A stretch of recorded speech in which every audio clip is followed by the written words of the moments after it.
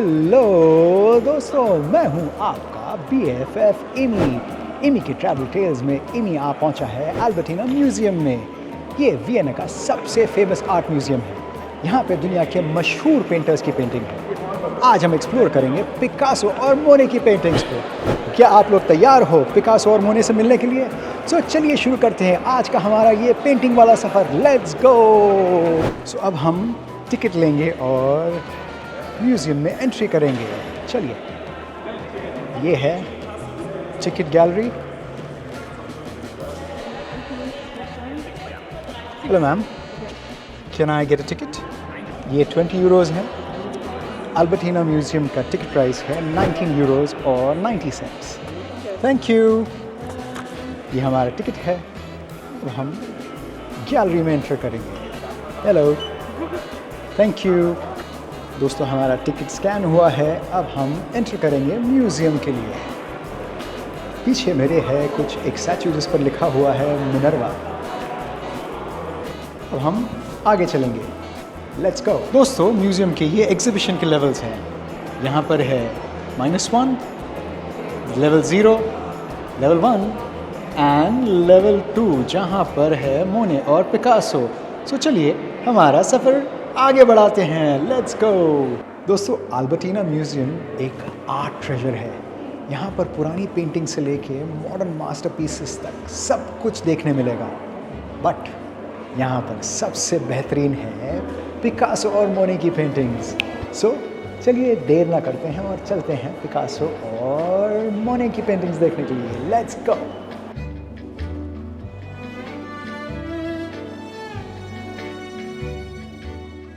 अब ये पहुंच रहे हैं हम लेवल 2, जहाँ पर मोने और पिकासो की पेंटिंग्स हैं। Here we are. Wow. ये सेक्शन में क्लाउडे मोने की पेंटिंग्स हैं। मैं आपको हर पेंटिंग को बराबर से दिखाऊंगा। So let's try and see one at a time. दोस्तों, अब हम पहुंच गए हैं क्लाउडे मोने के पेंटिंग के सेक्शन में। क्लाउडे मोने एक इम्प्रेशनिस्ट आर्टिस्ट थे। मतलब वो अपनी पेंटिंग्स में लाइट और कलर को बहुत अच्छे तरीके से इस्तेमाल करते थे। ये देखिए, ये है मोने की वाटर लिलीज की पेंटिंग। कितना पीसफुल लग रहा है ना?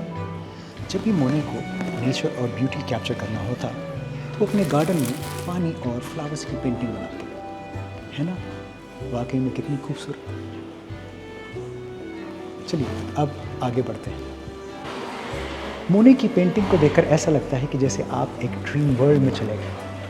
इनकी ब्रश स्ट्रोक से पेंटिंग अलाइव लगती है, मानो कि जैसे आप रेनबोज और बटरफ्लाई देख रहे हो।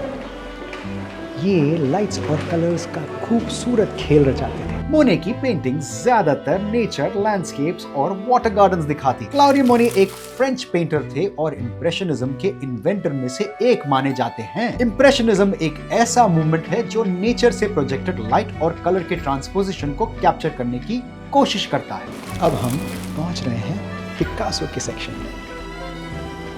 पाब्लो पिकासो एक स्पेनिश पेंटर, स्कल्पचर और 20वीं सेंचुरी के सबसे रेवोल्यूशनरी आर्टिस्ट में से एक थे। उन्होंने क्यूबिस्ट मूवमेंट को को-फाउंड किया और अपने करियर में इनोवेशन करते रहे। उनकी नोटेबल पेंटिंग्स है the Mediterranean. The Mediterranean Picasso की एक ऐसी स्ट्राइकिंग पेंटिंग है जो उनके क्रिएटिव विजन और एक्सपेरिमेंटेशन को दिखाती है। इस पेंटिंग में मेडिटेरेनियन जैसे खूबसूरत और वाइब्रेंट लैंडस्केप को दिखाया गया है। Woman in green hat Picasso की एक और फेमस पेंटिंग है जिसमें उन्होंने एक वुमन को ग्रीन हैट के साथ दिखाया है, जो उनकी unique and abstract style and approach को हाईलाइट करती है।